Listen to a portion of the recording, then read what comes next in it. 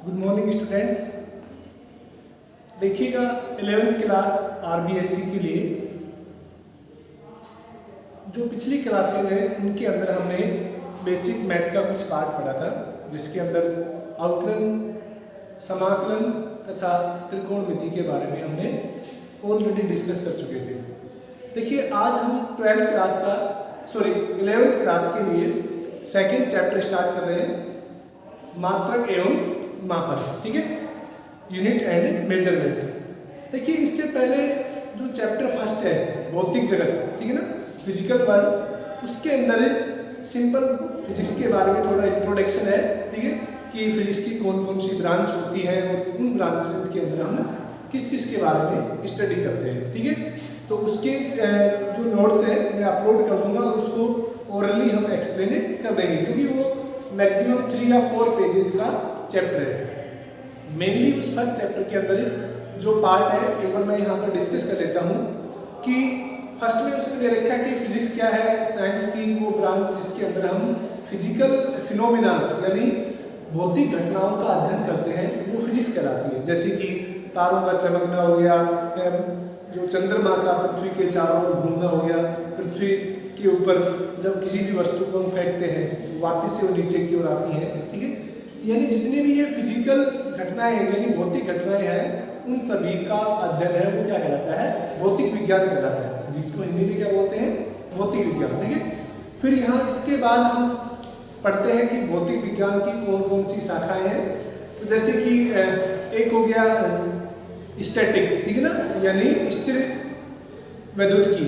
उसके अंदर हम क्या पढ़ते हैं, किसी भी आवेश के द्वारा जब वो स्थिर अवस्था में होता है तो उसके गुण धर्म के बारे में पढ़ते हैं। ठीक है, गतिकी यानी आपका जो 3rd और 4th चैप्टर है, गतिकी के बारे में हम क्या पढ़ते हैं कि उस अवस्था उस फिजिक्स की वह शाखा जिसके अंदर हम किसी भी मूविंग ऑब्जेक्ट यानी गतिशील वस्तु का अध्ययन करते हैं, वो फिजिक्स की गतिकी कहलाती है। ऐसे ही आपने देखा होगा प्रकाशिकी यानी ऑप्टिक्स, जिसके अंदर हम लाइट वगैरह पे स्टडी करते हैं। ठीक है, इसके बाद होता है चुंबकत्व यानी जिनके अंदर हम चुंबक तथा चुंबक के गुणों का अध्ययन करते हैं। इस तरह से फिजिक्स की काफ़ी ब्रांच है। अगर हम मॉडर्न फिजिक्स की बात करें, आधुनिक फिजिक्स की बात करें, जिसके अंदर हम क्वांटम फिजिक्स आ गया, ठीक है ना, जो रेडियो एक्टिविटी है, और जो क्लासिकल फिजिक्स है यानी जो चीज सम्मित यानी काफ़ी जिन फिनोमिनास के बारे में बहुत पहले से पता था, ठीक है, उनको हम किस में इंक्लूड करते हैं, क्लासिकल फिजिक्स के अंदर। तो ये कुछ जनरल सी बातें हैं फर्स्ट चैप्टर के अंदर, तो हम ओरली एक्सप्लेन कर देंगे जब नोट्स प्रोवाइड कराएंगे। ठीक है, इसके अलावा फर्स्ट चैप्टर में कुछ फंडामेंटल फोर्सेज के बारे में दे रखा है कि नेचर के अंदर 4 टाइप के फंडामेंटल फोर्सेज होते हैं। ठीक है, फर्स्ट होता है ग्रेविटेशनल फोर्स, जिसके बारे में हम 11th क्लास के अंदर ही स्टडी करेंगे। आपका चैप्टर आएगा गुरुत्वाकर्षण। ठीक है, यानी गुरुत्वाकर्षण बल हो गया फर्स्ट। दूसरा होता है स्थिर वैद्युत बल, ठीक है, जिसको हम 12th क्लास में पढ़ेंगे। ठीक है, एक होता है वीक न्यूक्लियर फोर्स, यानी वीक न्यूक्लियर फोर्स मीन्स कि जो अल्प परमाणुीय बल, ठीक है ना, और एक होता है स्ट्रॉन्ग न्यूक्लियर फोर्स यानी प्रबल परमाणुीय बल। इस तरह से 4 प्रकार के बल होते हैं, उनको हम डिस्कस करेंगे बाद में। तो देखिएगा आज का जो 11th क्लास आरबीएससी यानी हिंदी मीडियम के लिए हम बात कर रहे हैं, जो चैप्टर है वो कौन सा है, सेकंड। ठीक है ना, और चैप्टर का नाम क्या है, मात्रक एवं मापन यानी यूनिट एंड मेजरमेंट।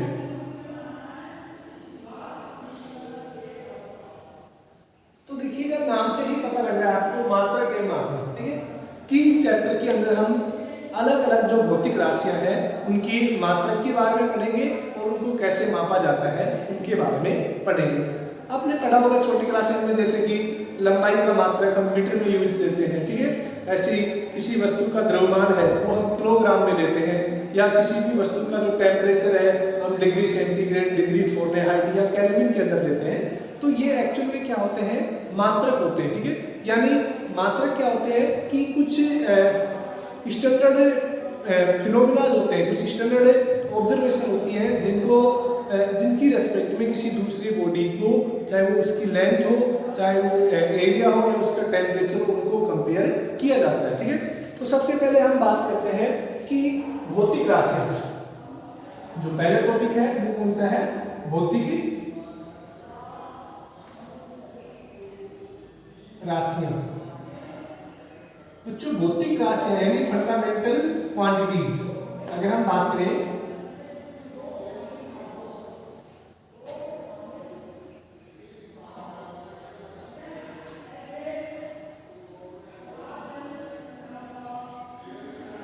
फिजिकल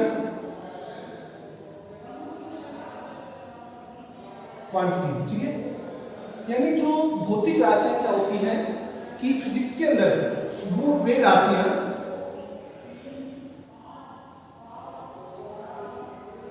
जिनको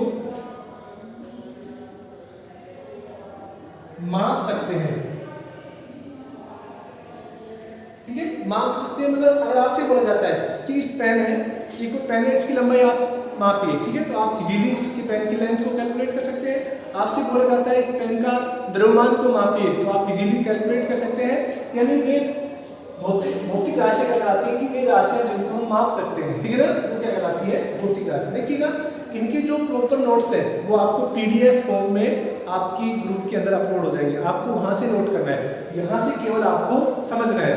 देखिए प्रॉपर तरीके से कैसे स्टार्ट करना है, आप पहले जो पीडीएफ है उनको नोट डाउन कीजिए, ठीक है ना, राइट डाउन करेंगे, फिर आप फोन को प्रॉपर तरीके से रखिए और चेयर वगैरह पे बैठ के आप फिर उसको समझने की कोशिश कीजिए। तो यहाँ पर मैं जो लिखूंगा वो थोड़ा शॉर्ट में हो सकता है, ठीक है ना, लेकिन जो प्रॉपर एक्सप्लेनेशन है जो वो यहाँ पे हो जाएगा आपके पास, ओरली एक्सप्लेन कर सकते हैं प्रॉपर, लेकिन जो राइटिंग वर्क है वो थोड़ा कम हो सकता है, उसके लिए आपको आपके ग्रुप के अंदर प्रॉपर पीडीएफ मिलेंगे, ठीक है ना।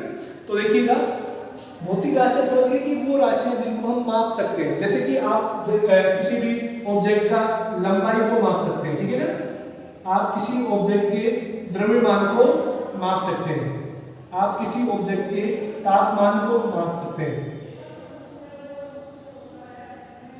तो ये क्या होगी, भौतिक राशियां, ठीक है। अब देखिएगा आपकी बुक में क्वेश्चन पूछा जाता है कि निम्न में से भौतिक राशियां कौन कौन सी, जैसे मैं कुछ भौतिक राशियां लिख रहा हूं, ठीक है।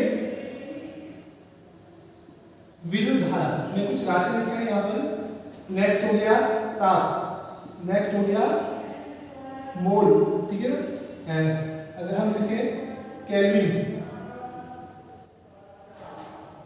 ताप हो गया, मोल हो गया, ठीक है, वोल्ट, भूख, ठीक है, ओम, खुशी,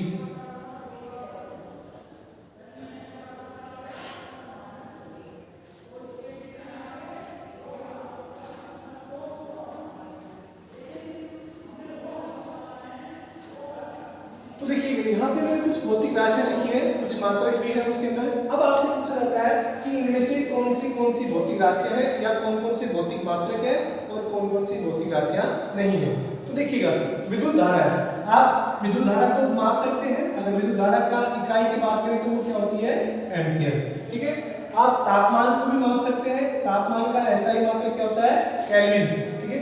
आप मोल क्या होती है कि किसी भी केमिस्ट्री के अंदर आप पढ़ेंगे, किसी भी सब्सटेंस में जो अमाउंट, किसी भी एटम के अंदर अमाउंट ऑफ सब्सटेंस होता है मोल कहलाता है, ठीक है। आप वो वोल्ट की बात करें तो वोल्ट किसका मात्रक होता है, विभवांतर का, ठीक है ना। अब देखिए भूख, क्या आप इसको माप सकते हैं, तो ये फिजिकल क्वांटिटी नहीं है। ओम है, वो किसका मात्रक होता है, प्रतिरोध का। खुशी है, इसको भी आप माप नहीं सकते। यानी भौतिक राशियां क्या होती हैं जिनको हम किसी मेथड से या किसी भी प्रॉपर तरीके से माप सकते हैं, ठीक है ना, उनको क्या बोलते हैं, भौतिक राशि, ठीक है। अब देखिएगा तो जो भौतिक राशियों की अगर बारे में बात करें, ठीक है ना, तो भौतिक राशियां दो प्रकार की होती है, ठीक है ना, भौतिक राशियों के प्रकार। अगर हम भौतिक राशियों की फिजिक्स में बात करें तो फिजिक्स के अंदर भौतिक राशि दो तरह की होती है। एक होती है फंडामेंटल यानी मूलभूत, ठीक है, भौतिक राशियां, और सेकंड होती है व्युत्पन्न भौतिक राशियां।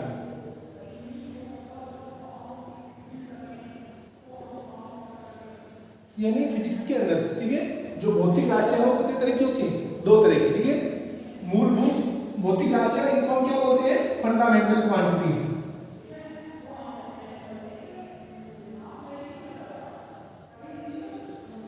और इनको हम क्या बोलते हैं? ड्राइव्ड।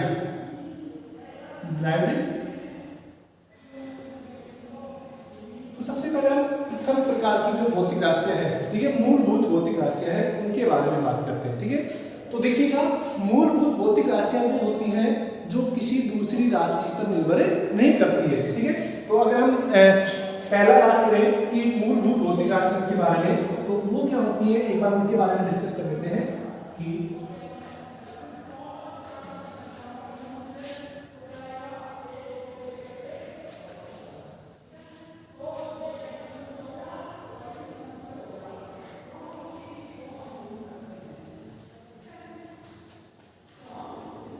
यानी जो फंडामेंटल क्वांटिटीज है,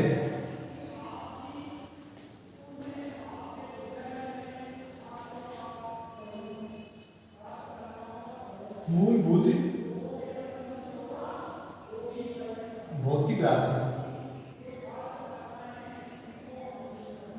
तो मूलभूत जो भौतिक राशियां है बच्चों, वो क्या होती है, एक बार उसके बारे में बात करते हैं कि वे राशियां जो किसी अन्य राशि पर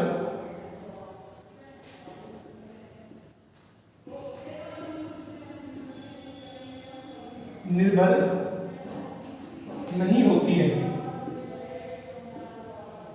उन्हें मूलभूत राशियां कहते हैं।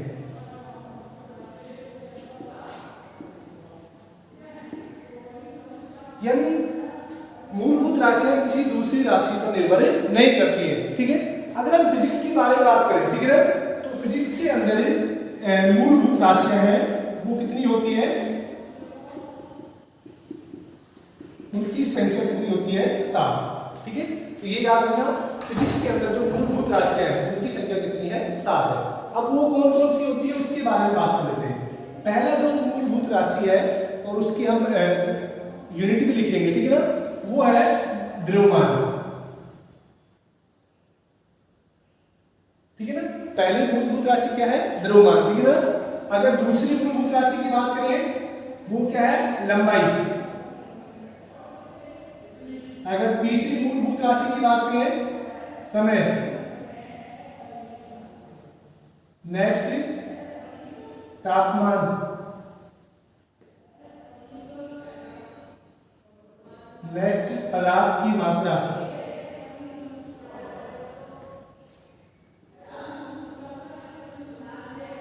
प्रकाश की तीव्रता, और 7th है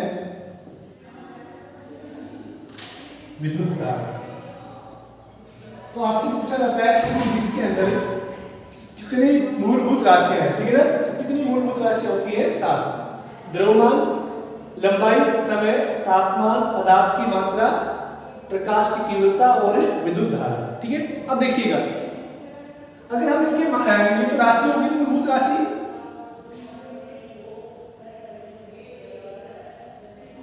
अगर हम उसकी मात्रा की बात करें तो देखिएगा, आपको पता है द्रव्यमान है उसका मात्रक क्या होता है? किलोग्राम, किलोग्राम, ठीक है। अगर हम बात करें और इसकी अगर हम यूनिट के बारे में मात्रक हो गया, और ये अगर हम चिन्ह की बात करें तो किलोग्राम को हम किससे लिखते हैं? केजी से, ठीक है। देखिए ऐसे ग्राम भी होता है, उसके बारे में बाद में पढ़ेंगे। सर हम ग्राम क्यों नहीं लिख रहे हैं या लंबाई को मीटर में ही क्यों लिखते हैं, सेंटीमीटर में क्यों नहीं लिखते हैं, जब हम सिस्टम ऑफ यूनिट पढ़ाएंगे, ठीक है ना, मात्रक की पद्धतियां पढ़ाएंगे तब हम इसको क्लियर करेंगे। लंबाई है उसका मात्रक क्या होता है, मीटर, और बच्चों मीटर को किसे लिखते हैं, एम से लिखते हैं, ठीक है। अगर हम समय की बात करें, समय का मात्रक क्या होता है, सेकंड होता है, और हम उसको किससे लिखते हैं, एस से लिखते हैं, ठीक है। ऐसे भी लिख सकते हैं आप, चाहे तो इसको ऐसे सी से लिख सकते हैं, ठीक है ना, दोनों ही सही है, इसको अपन मत समझना, ठीक है ना, मैं लिख देता हूं और एस सी, ठीक है। सेकंड स्मॉल एस, एक्चुअली क्या है, स्मॉल एस डिस्प्लेसमेंट को भी डिनोट करता है, जब हम थर्ड चैप्टर में पढ़ेंगे। अगर तापमान की बात करें तो तापमान को बच्चों केल्विन में लिखा जाता है, ठीक है ना, और ये क्या होगा, के से लिखा जाता है, ठीक है ना। तापमान के टेम्परेचर में हम डिग्री सेल्सियस में या डिग्री फ़ारेनहाइट में यूज नहीं करेंगे, इसमें यूज करेंगे केल्विन के अंदर, ठीक है। पदार्थ की मात्रा है उसको हम मोल से लिखते हैं और उसका जो सिंबल होता है MOL, ठीक है। अगर हम प्रकाश की तीव्रता और उसकी बात करें तो वो क्या होता है, केंद्रा, ठीक है, और इसको हम किससे लिखते हैं, CD से, केंद्रा को किससे लिखते हैं, CD से, और विद्युत धारा है उसका मात्रक क्या होता है, एम्पियर, और हम इसको किससे लिखते हैं, AC।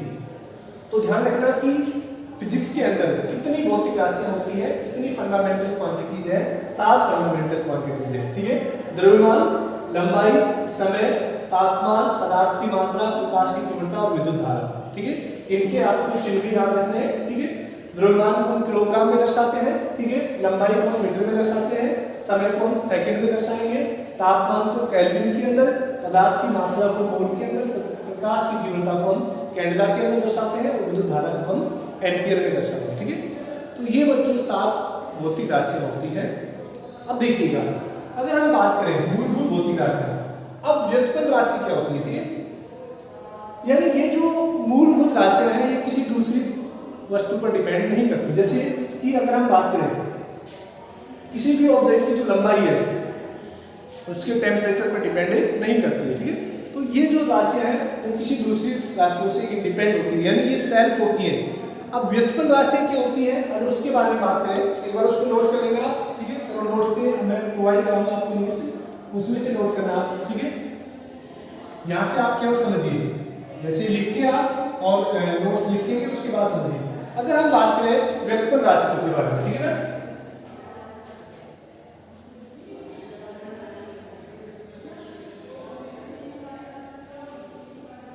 व्युत्पन्न राशियां क्या होती है कि वो फिजिकल क्वांटिटीज, यानी वो भौतिक राशियां जो मूलभूत राशियों से बनी होती है, ठीक है ना। ये किससे बनती है, अगर हम बात करें व्युत्पन्न राशियों के बारे में तो ये राशियां किससे बनती है, मूलभूत राशियों से।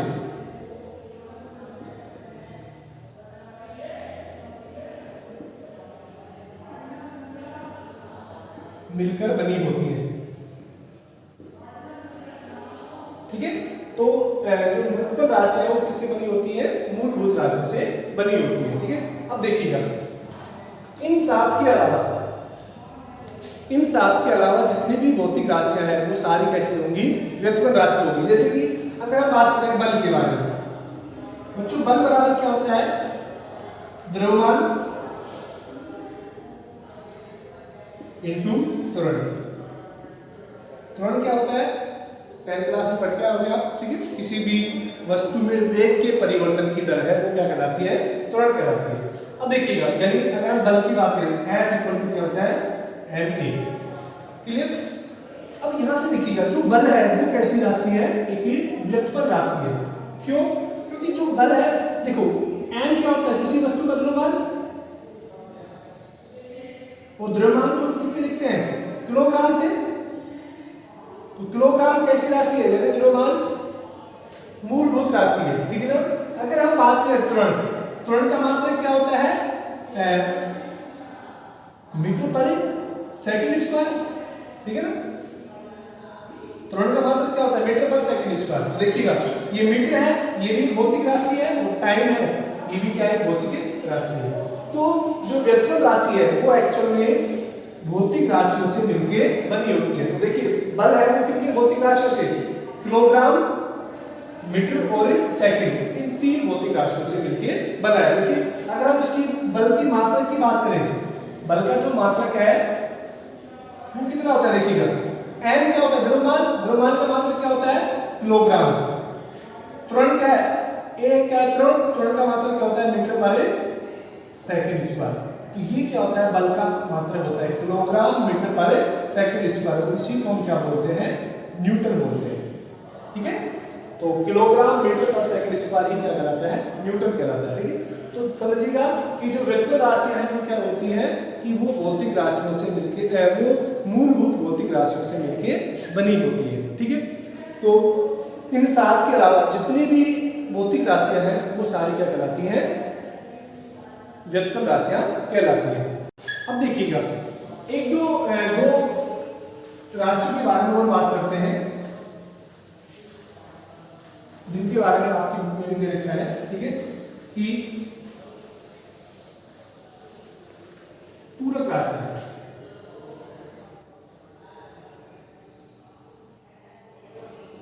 बच्चों पूरक राशियां क्या होती हैं, यानी ये मूलभूत राशियां और व्युत्पन्न राशियों से अलग होती है। ठीक है, पूरक राशियां दो होती है, एक तो कौन सी होती है, स्टेरेडियन, रेडियन,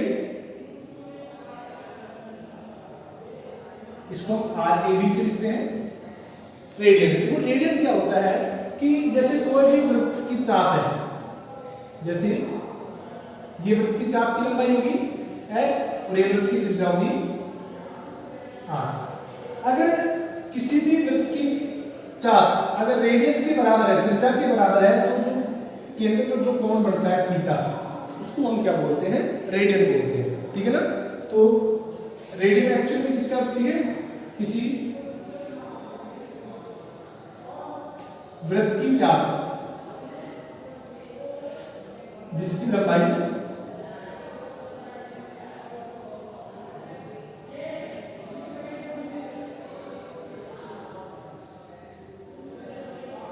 त्रिज्या के बराबर है,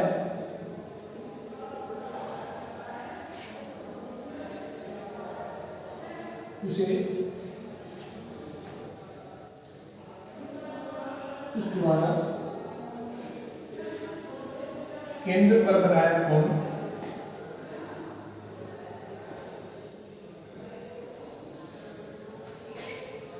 रेडियन कहलाता है।